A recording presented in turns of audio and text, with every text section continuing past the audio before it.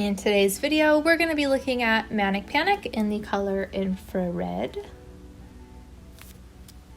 I have my swatches labeled 1 through 12, but that is not synonymous with hair levels.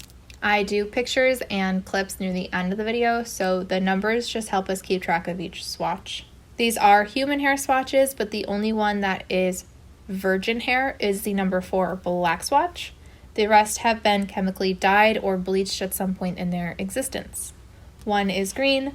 Red and green are technically across from each other on the color wheel, so I want to see if maybe this neutralizes each other out. 2 is gray, 3 is a natural red, 4 is obviously black, 4 to 11 is a range that goes to platinum blonde, and then number 12 is like a toned version of number 11. So I'm going to start by putting the dye directly from the container at the top of each swatch. Some people do like to dilute their dyes, so I will be doing a diluted version at the bottom of each swatch as well. Please keep in mind, everyone's hair is different, which means everyone's hair will take dye differently. Also, I've noticed that different monitors and screens can make colors look a little bit different, especially undertones. So please just use my video as a reference for how this could possibly turn out for you.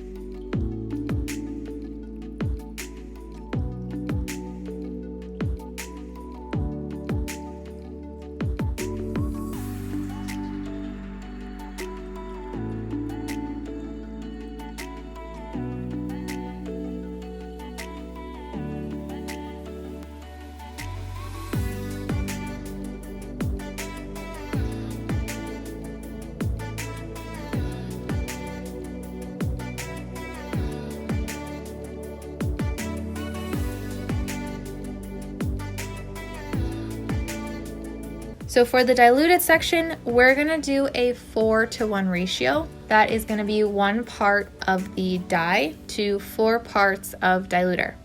If you're confused on what diluter is, my simple answer is that it's just something that kind of lightens the color of the dye. And I usually just use a plain white conditioner.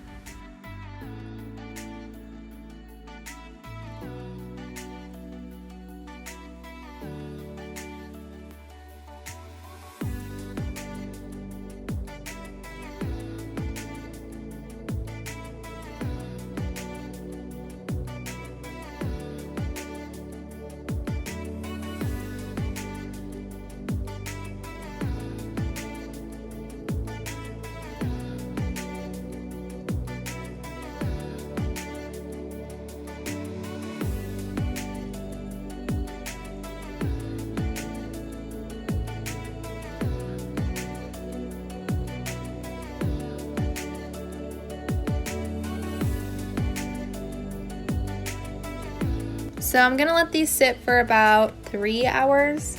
I will then rinse them out, and when they're dry, I will of course meet you back here and we'll do some comparisons. All right, so this one actually seems to be pretty pigmented. The only one that I don't see a difference on is the number 4 black swatch.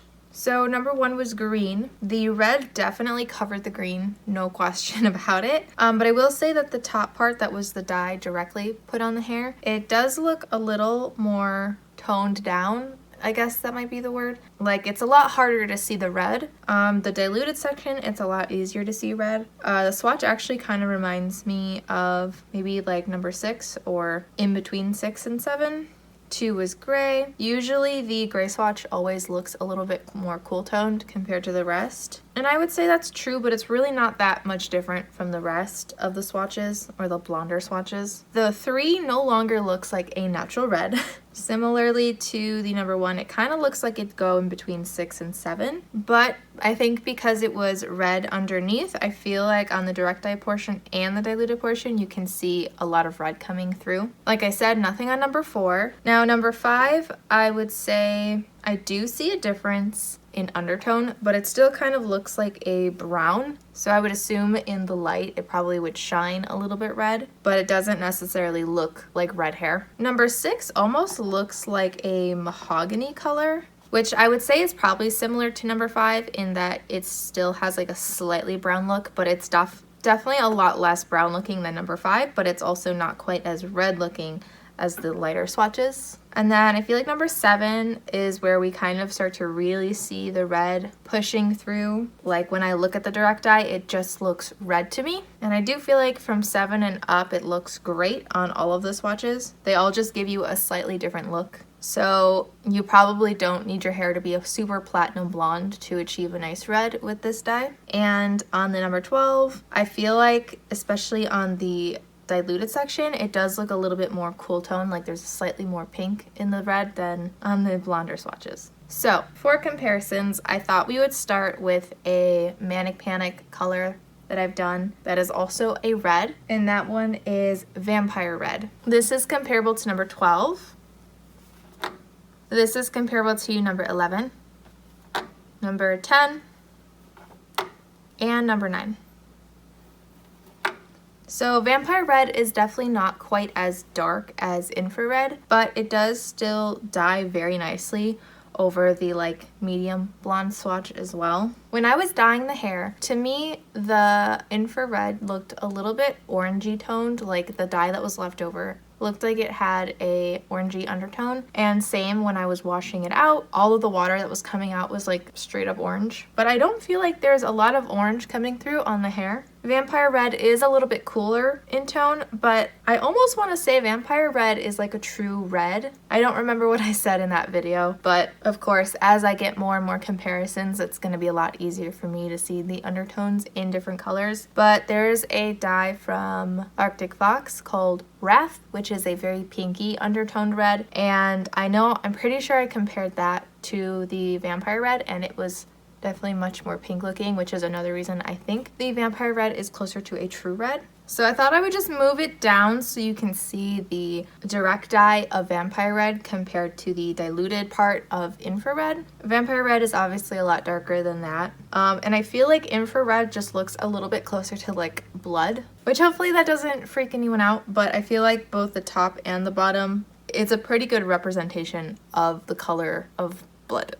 And since we brought up the color of blood, I thought the other comparison that I have might be a good one, which is Lunar Tides in the color Bloodmoon. This is comparable to number 12,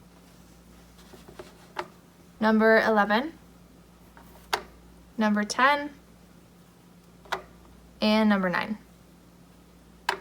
So from my perspective, where I am right now, Bloodmoon doesn't look like it's quite as dark as Infrared, and Bloodmoon is definitely a little bit more orangey leaning, and you can especially tell that on the diluted section, but you can tell on the top part as well. When they're compared to each other, it almost makes the Infrared look a little bit pinky, but as we saw next to Vampire Red, it's definitely not pinky. So I would say if Vampire Red from Manic Panic is too close to a true red, but Bloodmoon is too orangey, this Infrared might be a really good option. Plus it can dye a wide variety of colors of hair because it does seem to be pretty pigmented. So from here, we're gonna get into our before and after clips. Those, as well as any photos you see near the end of the video, will all be done in natural lighting.